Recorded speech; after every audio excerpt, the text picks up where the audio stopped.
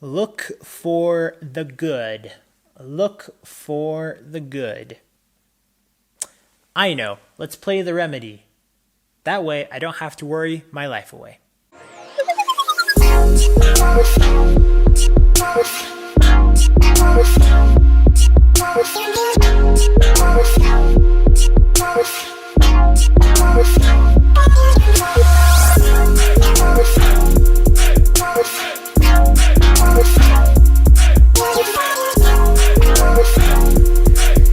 Welcome back to Y.E.S, everybody. Today we're talking about Look for the Good, the 7th studio album released by Jason Mraz. This was an experience I had because this album, it's different.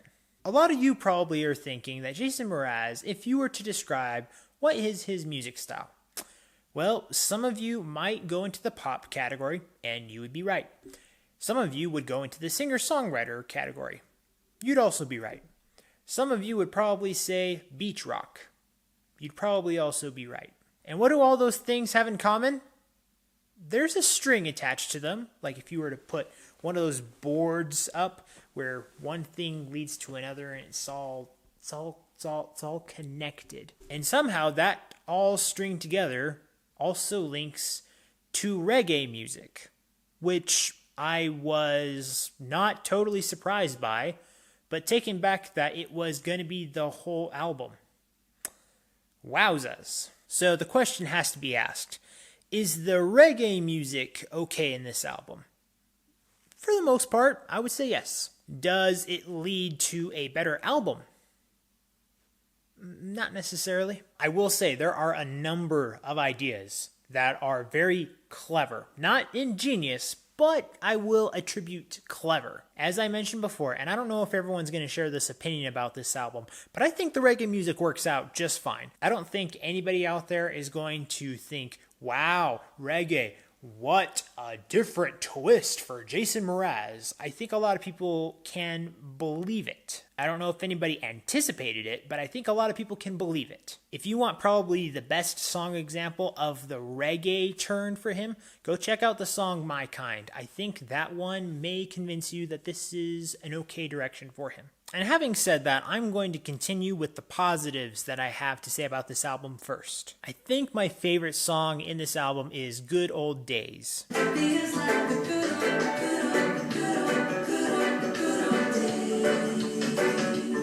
It's a classic laid-back beat for Jason Mraz where he balances the beat and the lyrics just right.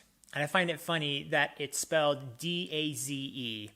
And you think about it, and it can be attributed to both ways that you read and or hear the word. One song that I think he plays around with well, still not one of my favorites, but it's creative, as I attributed before, is DJ AM FM J Jason, or J Jason, like the way that he says it in the song. And the song Hearing Double.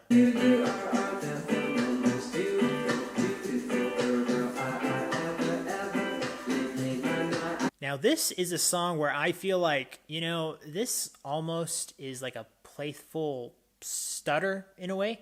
It feels like something that would be silly enough to be played at in some sort of children's live action show of some kind, like with the letters getting on there. But, every time a word is said, it's being said basically double time. And I mean that in both ways. It's kind of fast, but it's also one word twice, continuing on.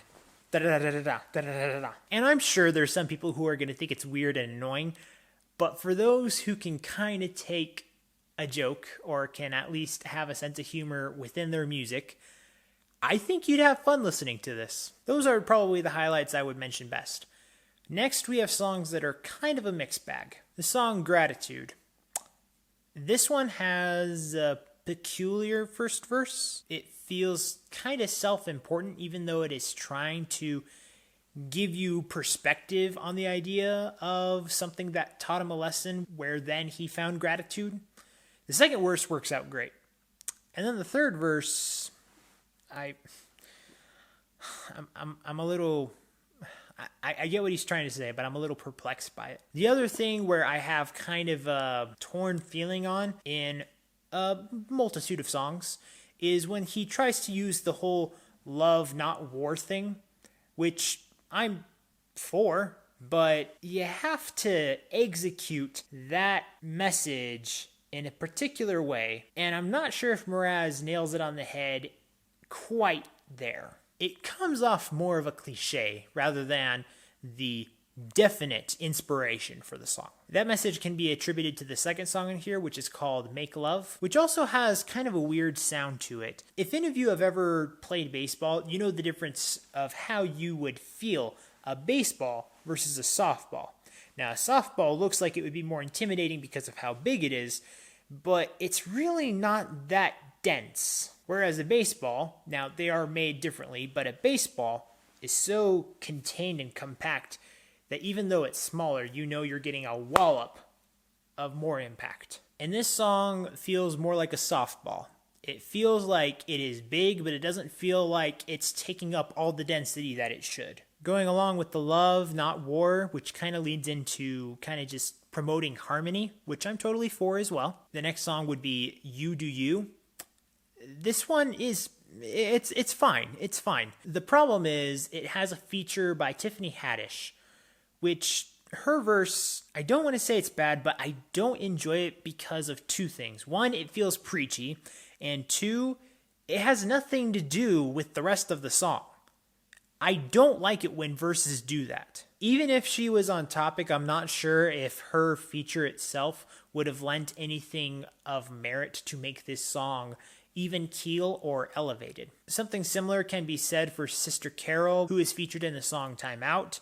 This song kind of just feels lazy, and I don't mean that in a chillax kind of way. It literally feels just lazy. So once again, summarizing, the reggae aspect, I'm fine with. I don't have a problem with that. But a lot of the lyricism and a lot of the way that he tries to approach this type of genre doesn't quite connect with it. So after having listened and reviewed this album, I'm going to give the production an A-, the creativity a D+, and the expression of lyrics a D+.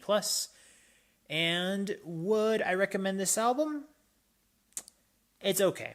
After my first listen, I knew I had issues with it, but I didn't think it was going to be just okay. I thought I was going to give it at least a good. But there's so much of that lack of connection that just made me not be able to climb on board. Having said that, go check it out for yourself. You may be surprised. If you're a diehard Jason Mraz fan, I really want to know what you think about this direction, because I want to know if you love it or if you think this is way too much of a departure from him. There's so many reasons as to why you could or maybe wouldn't think that. So please, I want to know what you think. As always, guys, thank you so much for watching. If you want to follow me more, be sure to check out my social media links down in the description.